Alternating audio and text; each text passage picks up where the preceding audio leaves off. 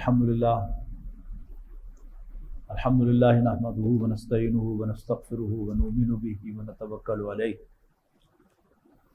ونعوذ باللہ من شرور انفسنا ومن سیئات اعمالنا من یہدہ اللہ فلا مضل لہ ومن یضللہ فلا ہادی لہ ونشہد ان لا الہ الا اللہ وحدہ لا شریک لہ ونشہد ان سیدنا محمدا عبدہ ورسولہ ارسلہ بالہدی ودین الحق لیظہرہ علی الدین کلہ وکفی باللہ شہیدا فصلی اللہ علیہ وسلم تسلیما کثیرا کثیرا اما بعد فاعوذ باللہ من الشیطان الرجیم بسم اللہ الرحمن الرحیم یا ایھا الذین آمنوا ان من ازواجکم واولادکم عدوا لکم فاحذروہم وان تعفوا وتصفحوا وتغفروا فإن اللہ غفور رحیم وقال عز وجل الرجال قوامون علی النساء بما فضل اللہ بعضهم علی بعض وبما انفقوا من اموالهم فالصالحات قانتات حافظات للغیب۔ دوستوں اور بھائیوں، جیسا کہ آپ جانتے ہیں کہ ہم ایک نکاح کی محفل میں یہاں اکٹھے ہوئے ہیں۔ ہمارے دین کو یہ اعزاز حاصل ہے کہ اس نے نکاح کو بہت آسان اور بدکاری کو مشکل بنایا ہے۔ نکاح کی آسانی کا سب سے بڑا ثبوت یہ ہے کہ نکاح صرف دو گواہوں کی موجودگی میں ایک مرد اور ایک عورت کا ایک دوسرے کو شوہر اور بیوی کے طور پر قبول کرنا ہے۔ اس کی شرائط میں سے ایک شرط نکاح کا مہر باندھنا ہے، اور صرف دو گواہوں کا ہونا ضروری ہے، کیونکہ ہمارے ہاں پردے کا نظام ہے۔ عورت نکاح کی محفل میں نہیں آتی تو وہ اپنا کوئی وکیل مقرر کرتی ہے، جو کہ دلہن آمنہ رفیق کے والد جناب رفیق صاحب ہیں، وہ اجازت لے کر آئے ہیں اور انہوں نے مجھے اجازت منتقل کی ہے، اور یہ میں عزیزم سعد سے کہوں گا کہ میں نے نکاح تمہارا اس سے کر دیا۔ آپ سب کی موجودگی میں کہہ دیں گے کہ میں نے قبول کیا تو نکاح مکمل ہو جائے گا۔ خطبہ نکاح جو ہے یہ اصل میں نبی اکرم صلی اللہ علیہ وسلم کی ایک مستقل سنت تھی کہ جب بھی کچھ لوگ جمع ہوتے تھے تو آپ قرآن مجید کی آیات تلاوت فرما کر ان کے حوالے سے لوگوں کو وعظ و نصیحت فرمایا کرتے تھے، اور اس موقع پر آپ کی وہ وعظ و نصیحت خطبہ نکاح۔ ہماری مجبوری یہ ہے کہ ہم عربی نہیں جانتے، ہم وہ خطبہ براہ راست نہیں سمجھ سکتے، لہذا ضرورت محسوس ہوتی ہے کہ ان آیات کی وضاحت بھی کی جائے۔ نبی اکرم صلی اللہ علیہ وسلم عام طور پر جو آیات پڑھا کرتے تھے اس موقع پر، ان سب آیات میں اللہ سے ڈرنے کا حکم ہے، جو کہ ہمارے حساب سے کوئی فٹ نہیں بیٹھتا، کہ ہم یہ سمجھتے ہیں کہ یہ شادی جو ہے خوشی کا موقع ہے، یہاں تو دھوم دھڑکا ہونا چاہیے، یہاں ڈرنے ڈرانے کی باتیں نہیں ہونی چاہیے۔ لیکن کون سی بات کب اور کہاں کرنے کی ہے، نبی اکرم صلی اللہ علیہ وسلم سے بڑھ کر کوئی نہیں جانتا۔ آپ نے اگر یہ انتخاب کیا ہے تو وہ بامقصد انتخاب ہے۔ وہ یہ ہے کہ ابھی میں نے آپ کو آیت سنائی کہ اللہ تعالیٰ نے اپنی اتھارٹی سے مرد کو گھر کا انچارج بنایا ہے۔ الرجال قوامون علی النساء، مرد عورتوں پر انچارج مقرر کیے گئے ہیں، مینیجر مقرر کیے گئے ہیں، ذمہ دار بنائے گئے ہیں۔ بما فضل اللہ بعضهم علی بعض، جیسے اللہ تعالیٰ انسانوں کو ایک دوسرے پر فضیلت دیتا ہے۔ اگر اللہ تعالیٰ گھر کی ذمہ داری عورت کو سونپ دیتا تو کوئی اس کو چیلنج نہیں کر سکتا تھا کہ بادشاہ اور مالک وہ ہے۔ اس نے مردوں کو ذمہ داری دی ہے، اور اس کے بعد پھر عورتوں کو ان کی ذمہ داری سمجھائی ہے۔ جیسے کسی بھی ادارے میں جو ذمہ دار ہوتا ہے اس کا حکم مانا جاتا ہے، اور جو اس کے ماتحت ہوتے ہیں وہ اس کا حکم مانتے ہیں۔ تو وہاں ساتھ ہی فرمایا کہ فالصالحات قانتات، یہ بڑی عجیب آیت ہے کہ یہاں نیک عورتوں کے تذکرے میں نہ نماز کا ذکر ہے، نہ روزے کا، نہ حج کا، نہ زکوٰۃ کا۔ کیا ذکر ہے؟ بس نیک عورتیں وہ ہیں جو اپنے شوہروں کی فرما بردار ہیں، اور اپنے شوہر کی عدم موجودگی میں اس کی امانت کی حفاظت کرنے والی ہیں۔ شوہر کی سب سے بڑی امانت اس کا جسم ہے، جس کا ذکر آپ نے آخری خطبے میں فرمایا کہ عورتوں کے ساتھ نرم سلوک کیا کرو. اللہ تعالیٰ نے ان کی شخصیت میں ایک ٹیڑھ رکھا ہے خاص مقصد کے لیے کہ وقت نہیں اس کو بیان کرنے کا، لہذا اس کو زبردستی سیدھا کرنے کی کوشش نہ کرو. پسلی جیسے ٹیڑھی ہوتی ہے تو عورت میں بھی اللہ نے ایک ٹیڑھ رکھا ہے، تم زبردستی سیدھا کرو گے تو یہ پسلی ٹوٹ جائے. تو اسی کے اعتبار سے یہ کیوں یہ ساری بات کہنے کی ضرورت پیش آتی ہے.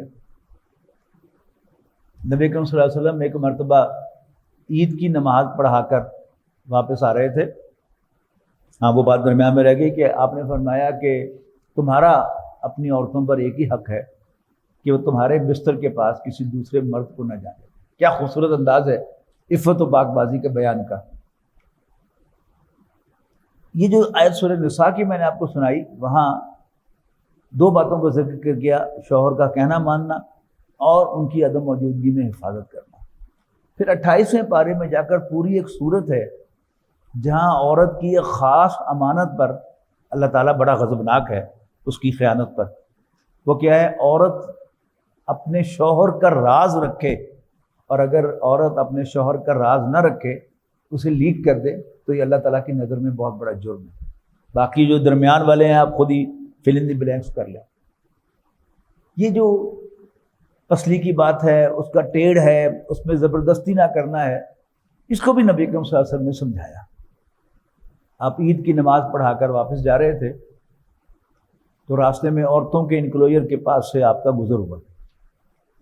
آپ نے عورتوں سے خطاب کر کے فرمایا یا معاشر النساء، عورتوں تصدقنا، صدقہ دیا کرو، میں تمہیں جہنم میں جلتا ہوا دیکھ رہا ہوں. عورتوں نے حیران ہو کر پوچھا کہ اللہ کے رسول وہ کیوں؟ آپ نے فرمایا کہ تکثرن اللانا و تکفرن العشیرہ، تم بہت زیادہ لعن طعن کرتی ہو اور شوہروں کی ناشکری ہو. یہ لعن طعن کیا ہے کہ جو میں آپ کو آیت سنائی ہے آغاز میں، اس میں عورتوں اور بچوں کو اکٹھا کیا گیا ہے کہ اے ایمان والو، تمہاری بیویوں اور تمہاری اولاد میں سے کچھ تمہارے دشمن ہیں، ان سے ہوشیار رہو. لیکن یہ اس طرح کا دشمن اس طرح کا دشمن ہے کہ جس سے لڑا جاتا ہے. بس ہوشیار رہو، اگر تم درگزر کرو گے، چشم پوشی کرو گے اور معاف کر دو گے تو اللہ تعالیٰ بھی بخشنے والا مہربان. تو یہ چیز جو ہے وہ وہاں پر بیان فرمائی ہے قرآن مجید نے. تو کیوں دو باتیں آپ نے فرمائی کہ تم لعن طعن بہت کرتی ہو. بچہ بھی جب بگڑ جائے اور زبان کھول لے تو پتہ نہیں کیا کچھ کہہ جائے گا. اسی طرح عورت بگڑ جائے اور زبان کھول لے تو وہ بولتی چلی جائے گی گھنٹوں. تو اس بات کو یاد رکھنا ہے کہ اللہ تعالیٰ کی نیچر اللہ نے جو بنائی ہے عورت کی، اس کا ایک حصہ ہے. مرد کو اسے ٹالریٹ کرنا ہے. اگر مرد اس کی اس بول بلارے پر ریئیکٹ کرے گا تو گھر ٹوٹ جائیں گے. اس لیے کہ مرد کی زبان میں اللہ تعالیٰ نے ایک طاقت رکھی ہے کہ اگر وہ کہہ دے گا کہ میں تمہیں فارغ کیا، میں تمہیں طلاق دی، تو گھر ٹوٹ جائے گا. لہٰذا اس سے پہلے ضرورت اس بات کی ہے کہ مرد سمجھے کہ اللہ تعالیٰ نے اس کی نیچر بنائی ہے کسی خاص مقصد کے لیے، تو آئی ہیو ٹو ٹالریٹ. دوسری بات آپ نے فرمائی کہ تم شوہروں کی ناشکریاں ہوں. یہاں بھی بچے کے ساتھ کمپیئر کر کے دیکھ لیں. آپ بچے کو بہترین خوراک فراہم کریں، بہترین رہائش دیں، بہترین اسکول میں پڑھائیں، اعلیٰ سے اعلیٰ تعلیم دلائیں، مہنگی سے مہنگا کھلونا لا کر دیں، ساری دنیا کی سیر کرا دیں، تو کوئی بچے سے کہہ دے گا کہ بھئی تیرے ماں پہ تو بڑے چنگے، بڑا خیال رکھتے تیرا، وہ اتنی لمبی لسٹ دے دے گا کہ انہوں نے میرے لیے کیا تھا. ایسا ہی معاملہ عورت کا ہے. اللہ تعالیٰ نے اس کی نیچر میں ناشکری رکھی ہے تو ہمیں وہ برداشت کرنی ہے. یعنی 20 سال بھی آپ کے بڑے اچھے گزرے ہوں، 40 سال بھی بڑے اچھے گزرے ہوں، آپ کو ذہناً طور پر تیار رہنا چاہیے. ہم سب کو، مردوں کو اور عزیزم صاحب کو بھی تیار ہونا ہے اس کے لیے کہ کچھ بعید نہیں کہ عورت کہہ دے کہ میں نے 40 سال تیرے گھر میں کوئی سکھ نہیں دیکھا، یا یہی بات کسی اور انداز میں کہ میں ہی ہوں جو اس گھر میں بیٹھی ہوں، اور کوئی ہوتی کو تو کب کی جا چکی ہوتی. یہ کیا ہے؟ یہ ناشکرا پن ہے۔ تو یہ دو کمزوریاں ہیں عورت کی، اللہ نے بنائی ہیں ایک خاص مقصد کے لیے، انہیں ٹالریٹ کرنا ہے۔ تو یا ایھا الذین آمنوا، اے ایمان والو، ان من ازواجکم و اولادکم عدوا لکم فاحذروہ، تمہاری بیویوں اور تمہارے بیٹوں میں سے کچھ تمہارے دشمن ہیں، ان سے ہوشیار رہو۔ لیکن اگر تم درگزر کرو گے، درگزر کرنا کیا ہے؟ چھوڑ دینا، یعنی لفظ عفو جو ہے اس کا مطلب ہے چھوڑ دینا۔ جو داڑھی کا حکم نبی اکرم صلی اللہ علیہ وسلم نے ارشاد فرمایا، اعفؤوا اللحیٰ، داڑھیوں کو چھوڑ دو، بڑھنے دو، وقصوا الشوارب، اور مونچھوں کو تراشو۔ تو عفو کیا ہے کہ چھوٹی چھوٹی بات پر بیوی بچوں کو نہ ٹوکنا، نہ روکنا، گاڑی کو چلنے دینا۔ دوسرا فرمایا تصفحوا، یعنی یہ کاغذ ہے، یہ اس کا ایک صفحہ ہے، یہ دوسرا صفحہ ہے، یہ اس کو نہیں دیکھ سکتا، یہ اس کو نہیں دیکھ سکتا۔ یہ کیا ہے؟ چشم پوشی کرنا، انگریزی میں ٹو ٹرن اے بلائنڈ آئی۔ اور تیسرا ہے وَتَغْفِرُوا، معاف کر دینا، forgive کرنا۔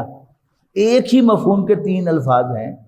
اگر ہم ان احکام پر عمل کریں، قرآن مجید کے ان احکام پر، تعفو، تصفحوا وتغفروا، تو گھر کہیں نہیں جاتا۔ وہ مسجد شہداء لاہور کے خطیب قاضی انور صاحب، انہوں نے نکاح پڑھایا میرے محمود بھائی کی بیٹی کا، تو انہوں نے کہا دولہا کو مخاطب کر کے، بیٹا دیکھو جہاں دو برتن ہوتے ہیں وہ کھڑکتے ضرور ہیں، تو گھر کے اندر اختلافات ہوتے رہتے ہیں، بس زبان پر طلاق کا لفظ نہیں آنا چاہیے، غصے میں تو پھر آ جاتا ہے۔ اس کا حل یہی ہے کہ جب عورت ناشکری کرے یا بول بلارا کرے، چپ کر کے وہاں سے نکل جاؤ، اس لیے کہ آپ وہاں کھڑے رہیں گے تو پھر 10 منٹ برداشت کر لیں گے، پھر 11ویں منٹ میں آپ کو بھی غصہ آ جائے گا، تو نکل جاؤ وہاں سے، تھوڑی دیر کے بعد واپس آ کے اور بالکل بچوں کی طرح اس کو ٹریٹ کرو۔ جیسے بچہ ہے بگڑ گیا، باہر جا کے اس کے لیے کوئی کینڈی لے کے آتے ہیں، اس کی پسند کی کوئی چیز لے کے آتے ہیں، اس کو دیتے ہیں، بچہ سب معاملہ برابر ہو جاتا ہے۔ ایسے ہی ٹریٹ کرنا ہے بیوی کو، تو آپ کا گھر کبھی نہیں بگڑے گا۔ اور چونکہ بیٹی بھی یہاں موجود ہے، آمنہ بھی، اس کے لیے بھی میں ایک تحفہ جو ہے وہ ایک حدیث کا دیتا ہوں کہ نبی اکرم صلی اللہ علیہ وسلم نے ارشاد فرمایا کہ نیک عورت کی 3 نشانیاں ہیں۔ ایک نشانی یہ ہے کہ جب اس کے شوہر کی اس پر نظر پڑے تو وہ اسمائل پاس کر کے اس کو خوش کرے۔ یہ بڑا عجیب معاملہ ہے کہ ہم میں سے جو اچھی خواتین ہیں، ساری دنیا ان کی تعریف کرے گی کہ بہت اچھی ہے جی، بڑی خوش اخلاق ہے جی، بڑی ویل بیہیونگ ہے، لیکن اپنے شوہر کو وہ کاٹنے کو دوڑتی ہے۔ اس کے مقابلے میں حضور صلی اللہ علیہ وسلم کی انسٹرکشن کیا ہے کہ جب تمہارے شوہر کی تم پر نظر پڑے تو اسمائل پاس کر کے اس کو خوش کرو۔ اختلافات ہوتے ہیں، کنسرنز ہوتے ہیں، سارا دن ایک خاتون نے بچے بھی سنبھالے ہیں، بچے بیمار بھی تھے سنبھالے ہیں، پھر بجلی نہیں آئی سارا دن، اور دودھ والا نہیں آیا، یہ سارے مسائل ہیں، وہ بھری بیٹھی ہے، اور آتے ہی اس کا جی چاہتا ہے کہ میں شوہر کو دروازے پر ہی سارا کچھ سنا دوں کہ آپ نے پتہ نہیں لیا، یہ نہیں کیا، وہ نہیں کیا۔ تھوڑا سا صبر کرنے کی ضرورت ہے۔ جب مرد سیٹل ہو جائے، کھا پی لے، تو پھر اس کے ساتھ سارے گلے شکوے کر لیں، لیکن دروازے پر کھڑے ہو کے اس کو آتے ہی کاٹنے کو نہ دوڑیں۔ یہ انسٹرکشن ہے نبی اکرم صلی اللہ علیہ وسلم کی۔ اور دوسری وہی ہے جو سورہ نساء کی آیت میں ہے کہ جب وہ تمہیں کو حکم دے تو نیک عورت کی نشانی یہ ہے کہ اس کا کہنا مانے، جب اس کے پاس موجود نہ ہو تو اس کی امانت کی حفاظت کرے۔ تو یہ 2 انسٹرکشن، مرد اگر یہ 3 قرآن مجید کے احکام پر عمل کرے، ان تعفو و تصفحوا و تغفروا، اور عورت جو ہے وہ 3 کام کر لے کہ اپنے شوہر کو اسمائل پاس کرے۔ خاص طور پر اس آج کے دور میں اس کی بہت زیادہ اہمیت ہے کہ ہر جگہ عورت ہے۔ ہم کسی دفتر میں جاتے ہیں تو ریسیپشن پر ایک عورت جو ہے وہ مسکرا کر ہمارا استقبال کرتی ہے۔ ہم ہوائی جہاز پہ سوار ہونے کے لیے چیک ان کاؤنٹر پہ جاتے ہیں تو وہاں ایک خاتون جو ہے وہ ہمارا استقبال کرتی ہے اسمائل کر کے۔ اب تو جو بسوں کے ٹرمینل ہیں ان پر بھی جو بکنگ کلرکس ہیں وہ عورتیں آ گئی ہیں، تو ہر دوسری عورت جو ہے اگر مجھے اسمائل پاس کر رہی ہوگی اور میری اپنی بیوی جو ہے مجھے کاٹنے کو دوڑے گی تو مجھے دوسری عورتیں اچھی لگنے لگیں گی اور اپنی عورت بری لگنے لگے گی۔ یہیں سے فتنے کا، فساد کا آغاز ہوگا۔ تو اس کا بڑا اہتمام کرنے، اور پھر یہ کہ حال یہ ہے کہ کوئی شخص جو ہے وہ باہر سے آفس سے آ رہا ہے تو ابھی گھر میں داخل نہیں ہوا تو ساتھ والی پڑوسن کھڑی ہوتی ہے تو وہ بڑا اسمائل نہیں کہتی السلام علیکم بھائی، لیکن اگر وہ پڑوسن جو ہے وہ اسمائل کر کے سلام کرے گی اور اپنی بیوی کاٹنے کو دوڑے گی، تو اس کے تفصیل میں مجھے جانے کی ضرورت نہیں ہے، ہم سب سمجھدار ہیں، عقل مند ہیں، اس کے کیا نتائج نکلیں گے اس سے بچنے کی ضرورت ہے۔ اور اللہ سے ڈرنا، جو نبی اکرم صلی اللہ علیہ وسلم کا سلیکشن ہے کہ اس موقع پر بار بار اللہ سے ڈرو، اللہ سے ڈرو، اللہ سے ڈرو، اس لیے کہ گھر کے اندر کوئی زیادتی نہ ہو عورت پر، بچوں پر۔ اس کے لیے نہ تو کوئی کیمرہ لگایا جا سکتا ہے کہ گھر کی پرائیویسی ہے، نہ کوئی عدالت کا کمشنر کھڑا کیا جا سکتا ہے، نہ کوئی سپاہی کھڑا کیا جا سکتا ہے۔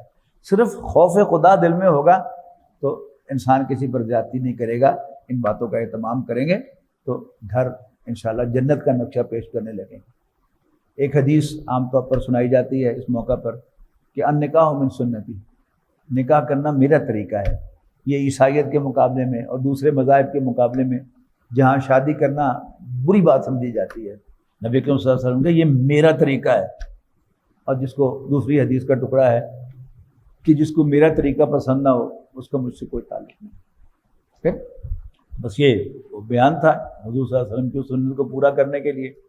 اور اب میں وہ فارمل نکاح جو ہے وہ اس کو پرفارم کروں گا۔ رجسٹرار صاحب کی اجازت سے کر دوں کہ کھڑے ہو جاؤ،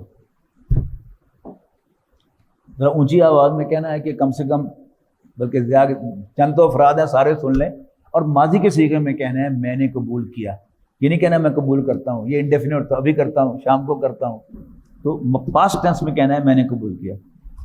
محمد سعد نثار ولد ڈاکٹر محمد نثار، میں نے عزیزہ آمنہ رفیق دختر مغل، میں نے آمنہ رفیق مغل بنت محمد رفیق کا نکاح تم سے 50,000 روپیہ مہر کا عوض جو ادا کر دیا گیا ہے تم سے کیا، دلہن کے والد اور وکیل کی اجازت سے تم نے قبول کیا؟ میں نے قبول کیا۔ آپ نے سن لیا، نکاح مکمل ہو گیا۔ یعنی جو پرانا روایت ہے کہ کلمے پڑھائے جاتے تھے، بیٹھ جاؤ، اس کو بھی سمجھ لیں کہ یہ کلمے کیوں پڑھائے جاتے تھے۔ متحدہ ہندوستان میں جہاں سکھ، مسلمان، ہندو اکٹھے رہتے تھے تو کسی کے منہ پہ لکھا نہیں ہوتا تھا یہ مسلمان ہے۔ ایک مسلمان نکاح خواں اپنی تسلی کرتا تھا کہ میں ایک مسلمان بچی کسی کافر کے ہاتھ میں نہیں دے رہا، تو اس کلمے پڑھوا کر تو تسلی کرتا تھا۔ تو الحمدللہ اب یہاں پر مسلمان معاشرہ ہے، پھر ویسے جو شخص ساتھ آپ کے نماز پڑھ لیتا ہے تو اس کی گواہی خود بخود ہو گئی کہ وہ مسلمان ہے، اور ساتھ جو ہے الحمدللہ تو ہر جمعے آتا ہے، اپنا ہی بچہ ہے، اس کے بارے میں چونکہ مجھے کوئی شک نہیں ہے لہٰذا میں نے کوئی کلمہ شلمہ نہیں پڑھوایا، ٹھیک ہے جی۔ اور باقی 3 دفعہ کہنا وہ بھی ضروری نہیں ہے، بس 1 دفعہ ہو گیا اور کم سے کم 2 افراد نے سن لیا تو نکاح اس سے مکمل ہو جاتا ہے۔ دعا کریں۔ الحمدللہ رب العالمین والعاقبۃ للمتقین والصلاۃ والسلام علی رسول کریم۔ یا اللہ ہمارے گناہوں کو معاف فرما، ہماری خطاؤں سے درگزر فرما، یا اللہ ہمیں مسلمان بنا، یا اللہ ہم سب کو اسلام پر کاربند رہنے کی توفیق عطا فرما، یا اللہ ان دونوں کے درمیان الفت و محبت پیدا فرما، یا اللہ ان دونوں کے درمیان وہ محبت پیدا فرما جو تو نے حضرت نبی اکرم صلی اللہ علیہ وسلم اور حضرت خدیجہ کے درمیان، اور وہ الفت پیدا فرما جو تو نے نبی اکرم صلی اللہ علیہ وسلم حضرت عائشہ کے درمیان پیدا فرمائی تھی۔ یا اللہ ان دونوں کو ایک دوسرے کے لیے ایثار کرنے کی توفیق عطا فرما، ایک دوسرے کو ٹالریٹ کرنے کی توفیق عطا فرما، ایک دوسرے کے حقوق کا خیال رکھنے کی توفیق عطا فرما۔ یا اللہ اس نکاح کو دونوں خاندانوں کے درمیان بھی الفت و محبت کا ذریعہ بنا۔ یا اللہ ہم سب کو اپنا فرما بردار بنا، خاص طور پر ان دونوں کو بھی اپنا فرما بردار بنا۔ یا اللہ ہم سب کو اپنے پیغمبر صلی اللہ علیہ وسلم کی سنت پر عمل پیرا ہونے کی توفیق دے، اور ان دونوں کو بھی اپنے پیغمبر کے احکام کو ماننے اور ان کا اتباع کرنے کی توفیق عطا فرما۔ یا اللہ اس ملک کی حفاظت فرما، اس ملک کی حفاظت فرما، ہمیں اپنی تمام سزاؤں سے بچا کے رکھ۔ یا اللہ اپنے غصے سے بچا کے رکھ۔ یا اللہ ہم تیرے غصے سے تیری پناہ میں آتے ہیں، یا اللہ ہم تیری عقوبت سے تیری پناہ میں آتے ہیں۔ یا اللہ ہم سب پر رحم فرما۔ یا اللہ ہماری گرفت نہ فرما۔ ربنا تقبل منا انک انت السمیع العلیم وتب علینا انک انت التواب الرحیم۔ وصلی اللہ تعالی علی رسولہ خیر خلق محمد و آلہ وصحبہ اجمعین۔